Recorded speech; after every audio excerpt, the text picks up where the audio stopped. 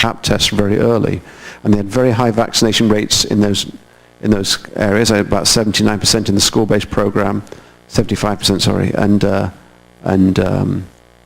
good, reasonable 3-dose is in the older age group, the 18 to 28. So this is low grade, this is ascus and LSIL, and you can see the line here is where vaccination started, and you can see there's been no real effect on low grade changes. You might not expect that because a lot of that's going to be caused by nuisance HPV, and is not as much caused by 16 and 18. So there's no real change there in all these different age cohorts. But if you start to look at this for high-grade changes in the younger age group, you can see that they've started to drop off. There's not many here, but the graph shows an improvement. So they're seeing less high-grade referrals, and they're also seeing it in the 18 to, that's just in the very young age group, some of whom were being screened for some reason, and in this age group there was less coming here. So they're seeing a benefit there. So it's working in the real world.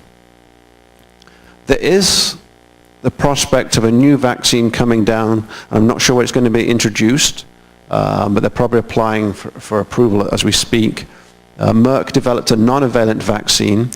This has 6/11, 16, 18, 31, 33, 45, 52, and 58, so it gets to about 90% of cervical cancers and includes the glandular cancers.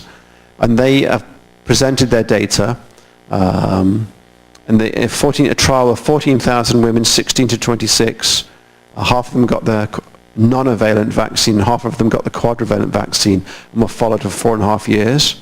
They had very similar immune responses between the two, and they had efficacy for high-grade lesions with the new vaccine that was greater than 96%, and it wasn't inferior to conventional Gardasil for 16 and 18.